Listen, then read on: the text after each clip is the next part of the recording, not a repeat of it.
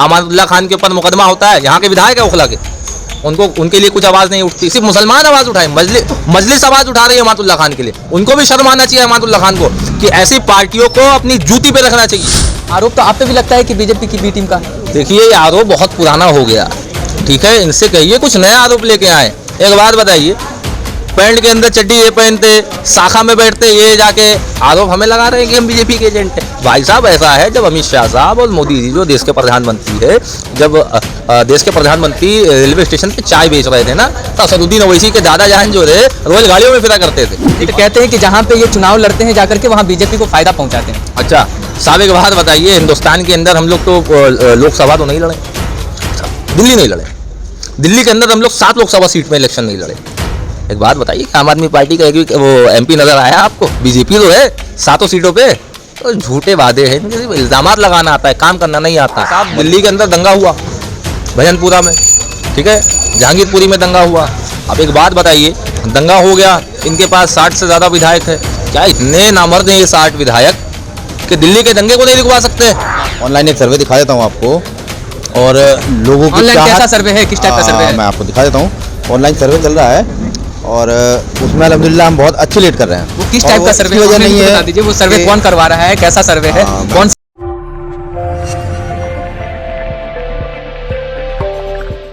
दिल्ली में इस वक्त हल्की ठंड ज़रूर है, लेकिन एमसीडी चुनाव की चुनावी सरगर्मी तेज हो गई।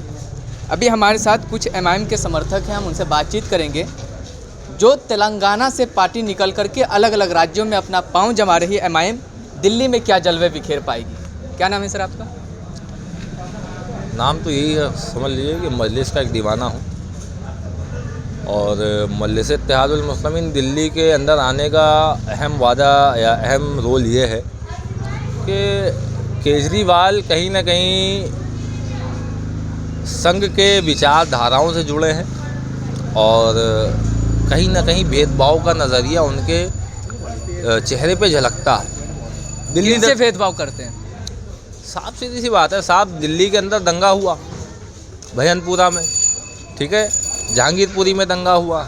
अब एक बात बताइए, दंगा हो गया, इनके पास 60 से ज़्यादा विधायक है, क्या इतने नामर्द हैं ये 60 विधायक कि दिल्ली के दंगे को नहीं रुकवा सकते? चलो दंगा हो गया, उसके बाद क्या, लोगों को चोट लगी, बीमार हुए, वहाँ दवाइयाँ नहीं पहुँचाई जा रही है। आपने तेलंगाना का नाम लिया तो हैदराबाद से 9 लाख रुपए की दवाई असदुद्दीन ओवैसी साहब दिल्ली के अंदर बेचते हैं। क्या अरविंद केजरीवाल साहब सीएम होते भी 2 लाख रुपए की दवाई नहीं बेच पा रहे थे?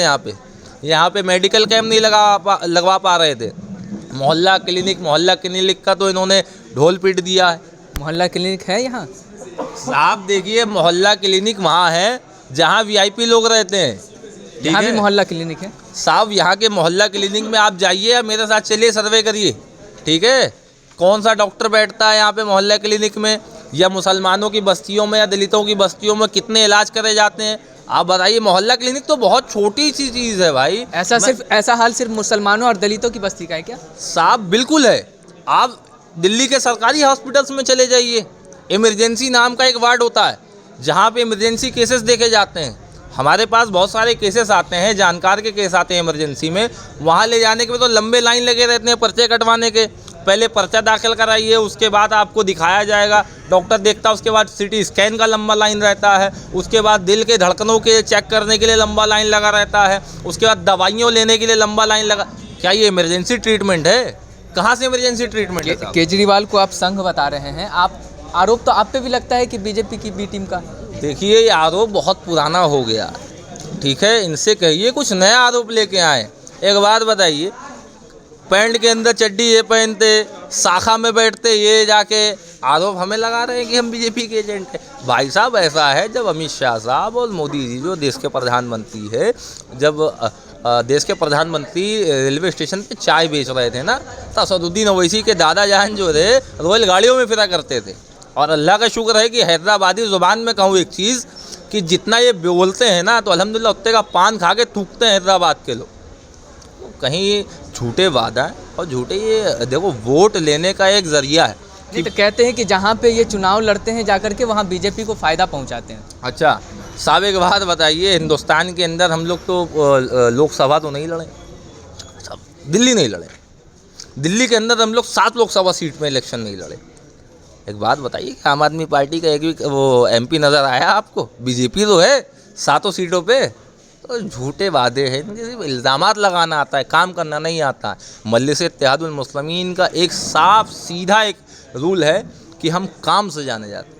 आप एक बात बताइए, दिल्ली के सीएम हैं अरविंद केजरीवाल साहब, कोई ऐसा बड़ा दफ्तर है इनका, और दफ्तर के अंदर कोई मेडिकल कॉलेज है या कोई हॉस्पिटल इनका पर्सनल पार्टी की तरफ से बना हो? कोई नहीं बना। एक सब छोड़िए, ताहिर हुसैन के ऊपर दंगे का आरोप लगाया जाता है, उन्हें पार्टी से बाहर निकाल दिया जाता है। भेदभाव की आपने बात करी, यहाँ मनीष सिसोदिया के गले में हाथ डाल के सीबीआई से खींच लाते हैं। कहाँ का इंसाफ है ये?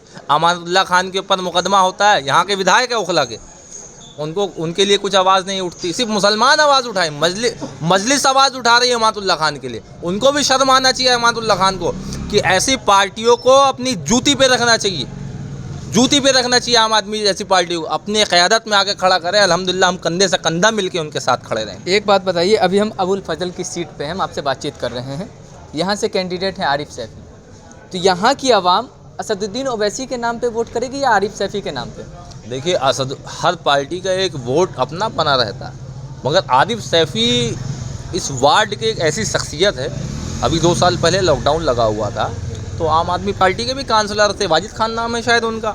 कांग्रेस की भी बहुत बड़े दिग्गज ओखला तो ऐसे दिग्गजों का, लीडरों का गढ़ कहा जाता है। यहाँ पे जो पार्टी है भी नहीं, वो भी पार्टी यहाँ पे बना रखी है लोगों ने। हर एक बंदे के पास पार्टी है, मगर कहाँ थे वो लोग? आरिफ सैफी सैनिटाइज करा रहा था, राशन तकसीम कर रहा था।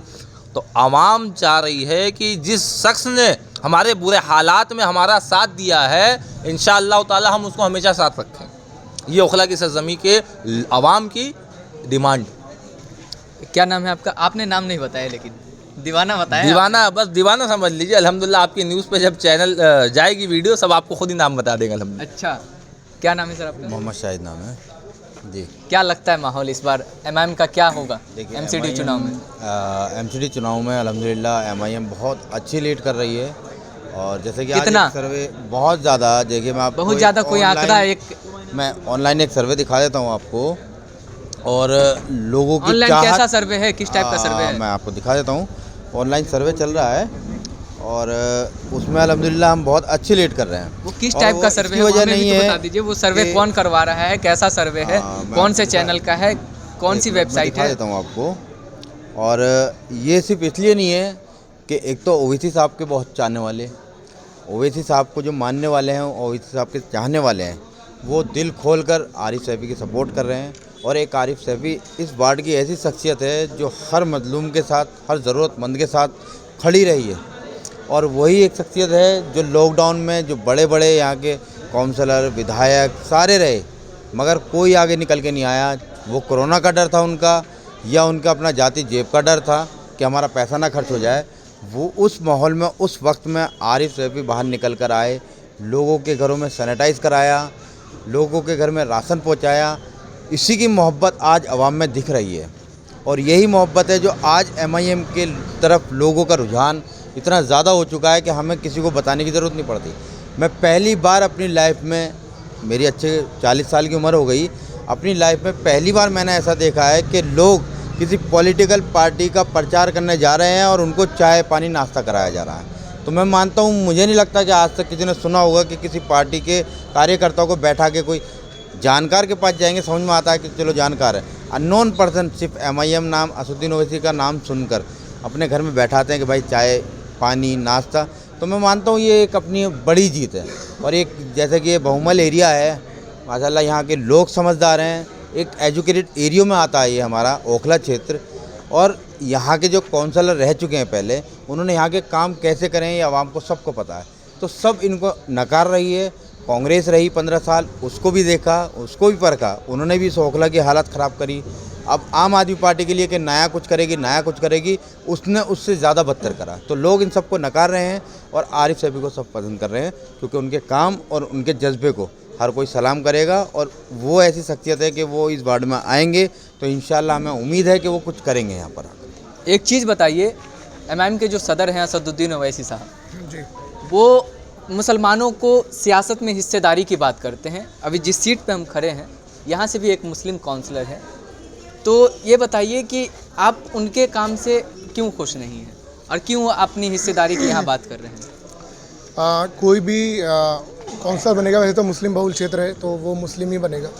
असल बात यह है कि जितनी भी सेकुलर पार्टीज़ हैं जो सेकुलर का नाम सिर्फ लेती हैं, नाम बढ़ती हैं कि हम सेकुलर पार्टी हैं, कांग्रेस हो, चाहे वो आम आदमी पार्टी हो या आरजेडी हो या ममता बनर्जी की पार्टी हो, लेकिन हम देखते हैं कि जब भी कोई ऐसी सिचुएशन आती है कि जहाँ पे मुसलमानों का साथ देने की बात आती है, ख़ासकर ऐसे मुद्दे की ज़बरदस्ती जेल में डाला जाए या कोई दंगा हो जाए या कोई भी ऐसी चीज़ें मुसलमानों के, जैसे हम जानते हैं सच्चर कमेटी ने हालात बताए थे, तो मुसलमान इलाकों में स्कूल हों, कॉलेज हों, हॉस्पिटल हों, ये सारी चीज़ें नदारद हैं।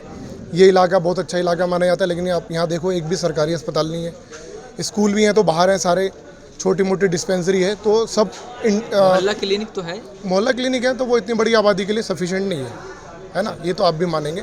अच्छा, मोहल्ला क्लिनिक में किस चीज़ का इलाज होता है? मोहल्ला क्लिनिक में इलाज होता है खांसी, नज़ले, ज़ुकाम का, है ना, या पेट दर्द का इलाज होगा ज़्यादा से ज़्यादा। उसके बाद डॉक्टर कहाँ भेजेगा?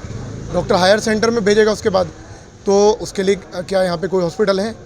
इतने बड़े बड़े हॉस्पिटल दिल्ली में यहाँ एक भी हॉस्पिटल नहीं है ना। तो मैं आपके सवाल पे आता हूँ कि हमारी क़यादत की क्या बात है। तो ये पार्टी जो है मुस्लिम चेहरे तो लाती हैं, लेकिन मुस्लिम चेहरे वो नाम के चेहरे हैं, है ना, वो सिर्फ नाम के चेहरे हैं। वो सिर्फ उनकी जो पार्टी की जो सोच है, पार्टी का जो कॉन्स्टिट्यूशन है या पार्टी की जो कोर वो आइडियोलॉजी है कि मुसलमानों को साथ में रखना है, लेकिन एज ए साइड कि चलो हम भी मुसलमानों को भी रखते हैं अपने साथ, बस उनका कोई रोल हो, भागीदारी हो, इस तरह से कुछ नहीं है। तो इसलिए ज़रूरी है, क्योंकि आईमीम असदुद्दीन ओवैसी को हम देखते हैं कि मुसलमानों को आगे रखती है और मुसलमानों की जो है वो बातों को पार्लियामेंट तक में उठाती है। तो मेरे हिसाब से तो सबसे अच्छी पार्टी यही है।